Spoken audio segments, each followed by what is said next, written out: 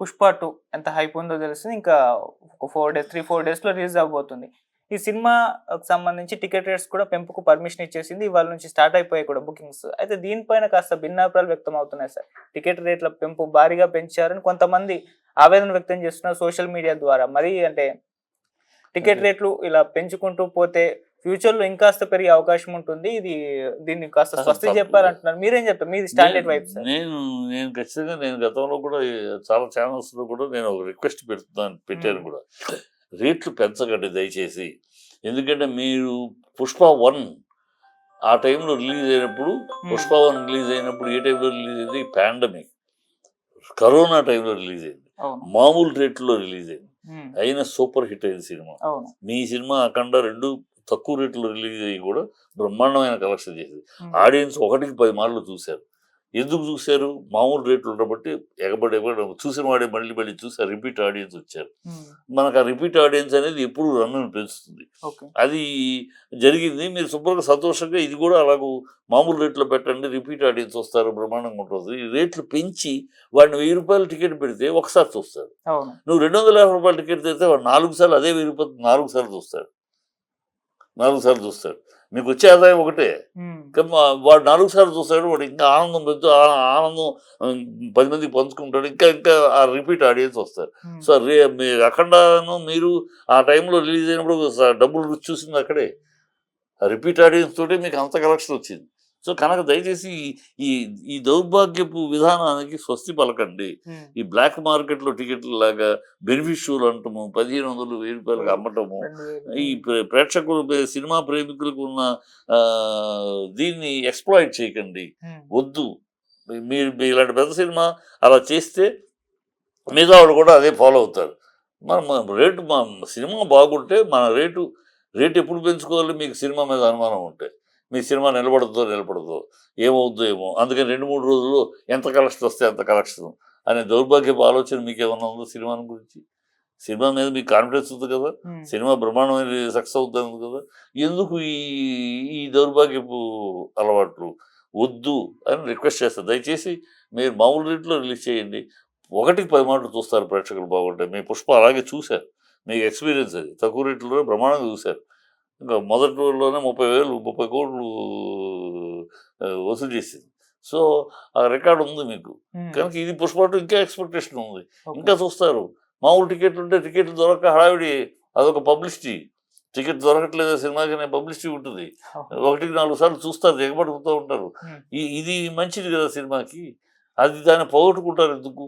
ఈ 1000 రూపాయలు పెట్టి వాడిని ఒకసారి చూసి పంపించేయటం, అవన్నీ తప్పుడు మార్గాలు. నేను ఒప్పుకోను. అది వాళ్ళు చేస్తే ఇక వాళ్ళ అవకాశం ఉంది చేసుకుంటామంటే ఇక వాళ్ళ కర్మ. కానీ అది కరెక్ట్ కాదు. అంటే అభిమానాన్ని ఎక్స్ప్లాయిట్ చేయటం. వాళ్ళు సినిమా అభిమానులు ఉన్నారు కనుక వాళ్ళని మనం వంచటమే. అభిమానం ఉంది కనుక గట్టు పెనాల్టీ ఇవ్వటం వాళ్ళ మీద, అది కరెక్ట్ కాదు. ప్రేక్షక దేవుళ్ళు అంటున్నాం. ఆ ప్రేక్షకుల మీద మనం పెనాల్టీ వేయటం ఎంత తప్పు అది. ప్రేక్షక దేవుళ్ళు అనే మాట అప్పుడు అనవసరం. ఆ మాట అనొద్దు.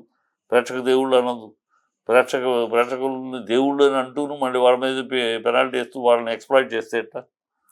అంటే వీళ్ళ వైపు నుంచి ఏంటంటే సార్, పెద్ద సినిమా, పెద్ద హీరో, భారీ బడ్జెట్, ఆ బడ్జెట్ను రికవర్ చేసుకోవాలంటే ఈ మేర టికెట్ రేట్స్ ఉండాలి, వాళ్ళ క్యాల్కులేషన్స్ అలా చేసుకుని అదే ప్రశ్న అన్నాను. రికవర్ చేసుకోవాలి అంటే రికవర్ చేసుకోవాలంటే మీ సినిమా బాగుంటే రికవర్ అవుతుంది కదా. పుష్ప అవ్వలేదా? అఖండ అవ్వలేదు? అంత ఖర్చు పెట్టి అవుతుంది కదా. బాగా లేకపోతే అవుతుంది. అందుకు మీకు బాగాలేదని అనుమానమా? ఆడుద్దో లేదో అనుమానమా? అందుకని ఆడుద్దో లేదో కనుక మొదటి 3 రోజులు ఎలాగ ఉంటుంది కనుక అప్పుడు ఎంత మ్యాక్సిమం వసూలు చేసేసుకుందాం, తర్వాత నిలబడుద్దో లేదో అని అంత అనుమానం ఉందా మీ సినిమా మీద? మీరు అలా చేయటం వల్ల ఏంటంటే మీ సినిమా మీద మీరే అనుమానం ఎక్స్ప్రెస్ చేస్తున్నట్టు. ఈ సినిమా ఆడుద్దో లేదు, అందుకని బిగినింగ్లోనే ఎంత పిండాలో అంత పిండేసుకుందాం మొదటి వారంలో, తర్వాత మళ్ళీ ఎంతో నిలబడుతూ లేదు అనే అనుమానం మీకు ఉండబట్టే ఆ మాట అంటున్నారు. అది లేదనుకో 100 రోజులు నా సినిమా సంక్రాంతికి కూడా సంక్రాంతి దాటినా కూడా థియేటర్లు మన సినిమా ఇచ్చే పరిస్థితి లేని క్రౌడ్ ఉంటుంది. సంక్రాంతికి థియేటర్లు ఖాళీ అవ్వవు. ఇప్పుడు 4 వారాలు ఖాళీ అయిపోతాయి. అలా ఖాళీ అవ్వద్దు. సంక్రాంతికి కూడా మన సినిమా నిలబడుద్ది. ఇంకా థియేటర్లు ఎదుర్కోవాలి మిగతా వాళ్ళు. నా థియేటర్లు ఖాళీ అవ్వు అనే కాన్ఫిడెన్స్ ఉండాలి కదా. ఇంత ఖర్చు పెట్టి ఇంత హడావిడి చేస్తున్నప్పుడు ఆ కాన్ఫిడెన్స్ లేదా మీ దగ్గర? 2 వారాల్లో పడుకుంటుందని అనుమానమా? అందుకని 2 వారాలు మొదటి వారం ఈ మొదటి 3 రోజులు ఈ పెట్టేసి లాగేసుకుందామనా? ఏమిటది? ఎందుకు చేస్తున్నారు? అది ఖచ్చితంగా exposing your doubts about your movie. Okay. మీరు రేట్లు ఎక్కువ పెట్టి వసూలు చేసుకోవాలి, ఇంత ఖర్చు పెట్టి వసూలు చేసుకోవాలంటున్నారంటే యూఆర్ ఎక్స్పోజింగ్ యువర్ డౌట్స్.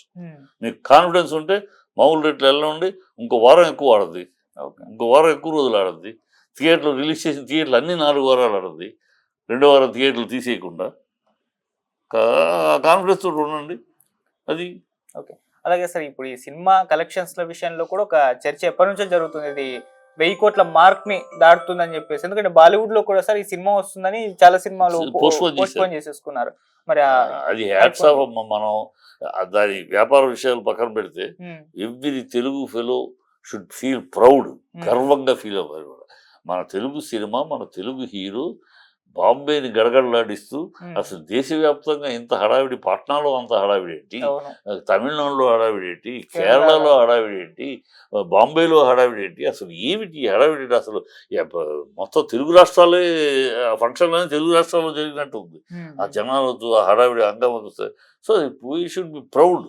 మన తెలుగుడు, మన తెలుగు సినిమా ఇంత ఘనంగా ఒక ప్రభాస్ తర్వాత ఇవాళ నేషనల్ లెవెల్లో ఆల్ పాన్ ఇండియా ఇంటర్నేషనల్ సినిమాలు లాగా ఈ సినిమా సంతోషపడాలి. 1000 కోట్లు చేస్తే 800 కోట్లు అది బిజినెస్. అది ఇంత హైప్ ఉన్నప్పుడు అది చేయొచ్చు, చేస్తే పెద్ద ఆశ్చర్యపడాల్సింది ఏం లేదు. రికార్డులు బ్రేక్ చేయొచ్చు, బాగుంటే రికార్డులు దుమ్ముకుంటూ వెళ్ళిపోద్ది. ఎందుకు నెంబర్ ఆఫ్ థియేటర్లు చాలా చాలా వేల థియేటర్లు, 1000 కాదు 2000 చాలా మించి. సో ఇన్ని వేల థియేటర్ల మీద రికార్డు ఖచ్చితంగా బదలకూడదు.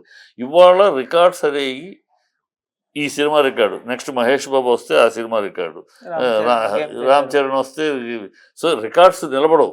గతంలో లాగా ఒక రికార్డు సృష్టిస్తే మళ్ళీ ఒక 5-6 సంవత్సరాల దాకా దాన్ని బ్రేక్ చేసే సినిమా వచ్చేది. ఇవాళ